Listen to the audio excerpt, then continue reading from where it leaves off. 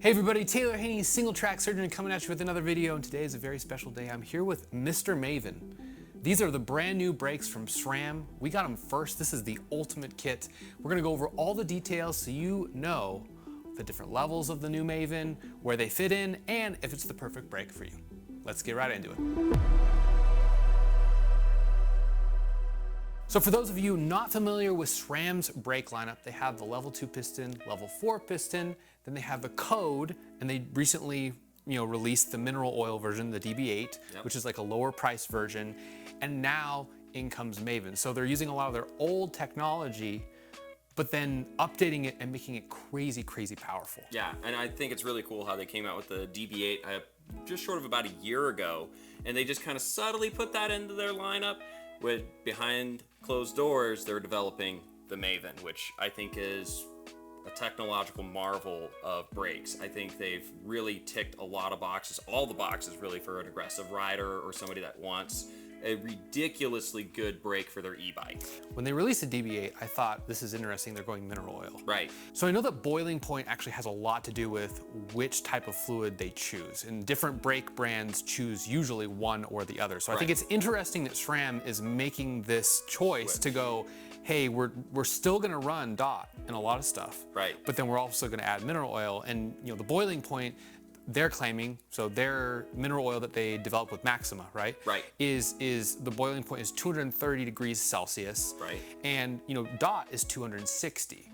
But the big thing is that you say a lot of things can reduce that. Chance of contamination, obviously, if you have a higher chance of water getting in there and affecting it negatively, obviously your DOT fluid that's normally at 260 is now in the high 200s, best case scenario. They've developed their seals, first of all, to keep contaminants out, to reduce the frequency of bleeding is huge. Also reduces friction. There's a lot of things that they have hit on in here that I think are really, really cool. The thing I do really like about SRAM brakes is pretty much all of them feel the same. They're very consistent lever feel with that swing link. Swing link. I was drawing a blank on that. Thank you. It feels great. It has a really good positive lever feel, and it's good modulation too. Yeah. You get added power through it, and that's the way they design it. But it's cool because you can go from a level to a code to the Maven, the DB8, they're all gonna feel the same. So that's gonna be the same. They have the same stealth design as they've released with the codes and some of the other stuff in their cross-country brakes. Also worth mentioning, they have updated the stealth routing to point parallel to the handlebar versus previous versions were pointing towards your bar slightly, very clean looking, but it's gonna be cross-compatible with non-stealth routed or internally routed hose systems or hose routings on frames and whatnot. So something I really like there. And they are bringing back the different tiers. We'll go into pricing a little bit later, but they're gonna have ultimate, silver, and bronze. Now, obviously, this is the most powerful brake they say they've ever created. And they said they want this for extreme cases, and they feel like code has kind of been too much of their market. I mean, some aggressive cross-country people are using codes. And then all their downhill guys are running codes, which I really do like the code brake. It's a great brake. But they said they've added 50% more power, but with 32% less lever pull weight. Which, I think you look at the high end of the spectrum, so everybody's gonna think about the panic braking first, I think. Of, hey, you get into a situation, I want max power, how quickly can I get that? But I think extrapolating that over the course of a ride, you're only using maybe 20, 30, 40% braking power most of the time. Most braking situations, you're gonna be seeing that force at around 250 Newton meters. It's gonna stay in that range most of the time. And even in that range, you're at 30% less fatigue, 30% less energy, equaling 30% less fatigue. If you're looking at all those normal braking events, which are at around 250, you're looking at 17 newtons less force used. There is the power there if you need it. Obviously, the Maven has a way larger caliper. Yes. That's the first thing I noticed. I was like, whoa, this thing is huge. Yes. And the first thing that comes to my mind is this thing's gonna be heavy, right? You know, when you go to DH brakes, it's like, okay, well, you've got more power, but they're heavier. But their marketing is, and what they're saying that this brake is for, is different than I thought they were gonna go. I thought they Yeah. were gonna go power, power, power, power, power. And what they're really saying is that they want people to go down rotor sizes. Right. Which I have never heard anybody say that before. And I've always thought, okay, I need to go larger rotor size, better heat dissipation, and all those things. And then you even see some companies adding like fins to the pads and all this Right. stuff. And they're claiming that actually heat isn't necessarily a bad thing. Well, heat too much of a good thing is, well, too Yeah. much of anything is a bad thing. Yeah. I wouldn't say a good thing. I don't think heat is ever a good thing. But the range in temperature. Right. So what they're claiming is with the larger caliper size, it's gonna take longer to heat up the caliper, but also it's gonna keep more of a steady temperature. So it's not gonna go from hot to cold, Right. which is where you kind of get those peaks and valleys, in power. Now, the weight is the big thing that's been my question. And what they're claiming is they're saying, okay, if you're running a code right now and you're maxing out the power with 220, Right. they're saying the Maven brake actually has more power with a 180 millimeter rotor. It's going to be comparable, but still more power on a 180 rotor system, which is insane. Which is going to flip the tables as far as weight. You're going to reduce rotor circumference, which is material, and your mounting brackets. Yeah, your mounting brackets. And so what they're actually recommending is if you're running codes or 4-piston or something else, you actually want to go down a rotor size, and over the whole braking system, it's going to be lighter. So that's kind of like crazy to me is that here's a more powerful brake and you can actually make it lighter because you don't have to have as big of a rotor. Now the other thing about that they were mentioning I'd never heard before is that heat dissipation with the rotor, I always thought, okay, you want to go a bigger rotor for the heat dissipation, but they were saying is like there's less of a chance of warping with the smaller rotors and you have more consistency. Right.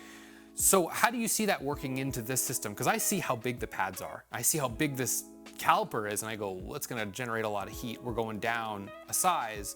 How do you see that factoring in? I think it's going to keep the heat more consistent. I think that's their aim, that's their idea. And I think those extreme temperature differentials that we see from larger rotors, cooling fins, all that stuff, the warping comes from getting really, really hot and then cooling way down.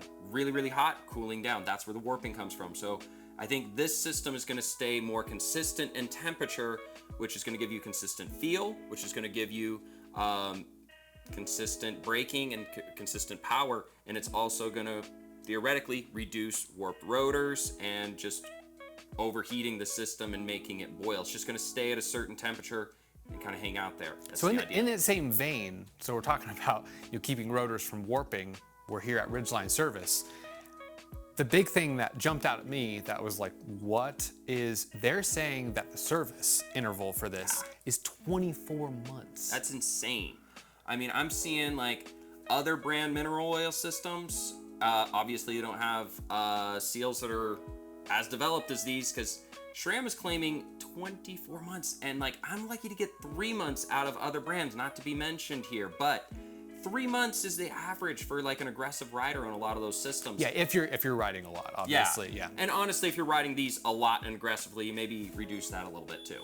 So now that we've gotten through all of the tech specs, what are the levels of this brake? So we mentioned earlier on that you're gonna have Ultimate, Silver, and Bronze. This is actually above the Ultimate. Well, it's the same as the Ultimate. and a limited edition finish. Limited edition Van color. Halen. There you go. Yeah, going they there. say it's splatter, but I see Van Halen. I don't know. Too, like- I don't know about you guys. I see Van Halen, but that's my rock head going there. You But- know.